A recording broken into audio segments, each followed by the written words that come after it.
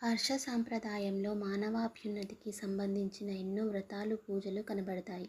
వాటిల్లో స్త్రీల సౌభాగ్యానికి, సిరి సంపదలకి, సత్సంతానానికి చెందినవే ఎక్కువగా ఉండటం గమనించదగ్గ విషయం.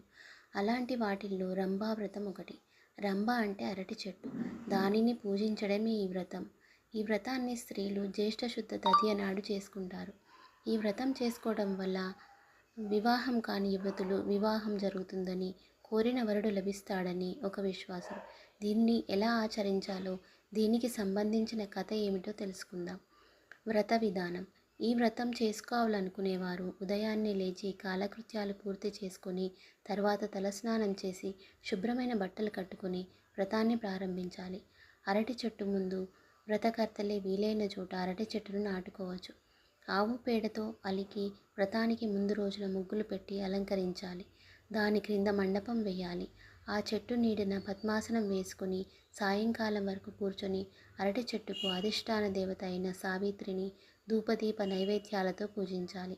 ఆమెను స్తోత్రం చేయాలి. ఇలా నెల రోజులు ఈ వ్రతాన్ని ఆచరించి లోపాముద్ర అగస్త్యుని భర్తగా పొందింది. వ్రతకథ.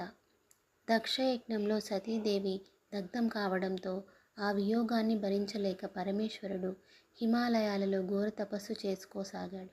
తర్వాత సతీదేవి పర్వతరాజు కుమార్తె పార్వతీగా జన్మించింది. పర్వతుడు తన కుమార్తె అయిన పార్వతిని శివుడికి ఉపచారాలు చేయడానికి నియమించాడు. తారకాసురుని బాధలకు భరించలేక పార్వతీ పరమేశ్వరులకు కలిగే కుమారుని చేత ఆ అసురుడిని మరణం కలుగుతుందని తెలుసుకున్న దేవతలు మన్మధుణ్ణి ప్రేరేపించి ఈశ్వరుని తపస్సుకు భంగం కలిగించాలి.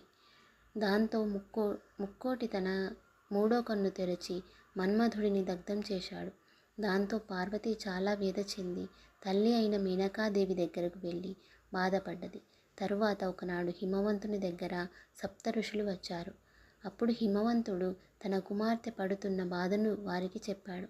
వెంటనే భృగు మహర్షి పార్వతితో రంభావ్రతం గురించి చెప్పి ఆ వ్రతం ఆచరిస్తే పరమేశ్వరుడు భర్తగా లభిస్తాడని అన్నాడు. పార్వతి అరటి చెట్టుకు సావిత్రికి సంబంధం ఏమిటి అని అడిగింది. దానికి మహర్షి బ్రహ్మకు గాయత్రి, సావిత్రి అని ఇద్దరు భార్యలు. సావిత్రీదేవి సౌందర్య గర్వంతో బ్రహ్మను చిన్నచూపు చూసింది. గాయత్రి ఎంత నంచ చెప్పినా సావిత్రి తన మొండి పట్టు విడిచిపెట్టలేదు. దాంతో బ్రహ్మకు కోపం వచ్చి సావిత్రిని భూలోకంలో విత్తనం లేని చెట్టుగా పుట్టమని శపించాడు. అందువల్ల సావిత్రి అరటి చెట్టుగా భూలోకంలో జన్మించింది. అరటి చెట్టుగా సావిత్రి బ్రహ్మగూర్చి 5 సంవత్సరాలు ఘోరమైన తపస్సు చేసింది. దానికి బ్రహ్మ మనస్సు కరిగి జ్యేష్ఠ శుద్ధ తదియనాడు ప్రత్యక్షమై, నీవు ఒక అంశతో అరటి చెట్టును ఆశ్రయించుకొని ఉండు. అరటి చెట్టు ద్వారా నిన్ను పూజించే వారికి కోరిన కోరికలు తీరుతాయి. ఇక నీవు నాతో సత్యలోకానికి రావచ్చు అని ఆమెను తనతో తీసుకొని పోయాడు.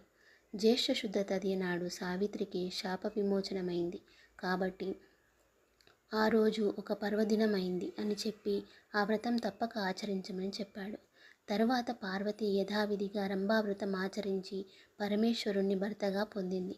కాబట్టి ఈ వ్రతం ఆచరించే పెళ్లి కాని యువతులకు త్వరగా వివాహం అవుతుందని, సువాసినులకు సత్సంతానం కలిగి దీర్ఘకాలం సుమంగళులుగా ఉంటారని చెబుతారు. ఈ రంభావ్రతం ఆచరించిన వారికి సమస్త కోరికలు నెరవేరుతాయని పురాణ కథనం.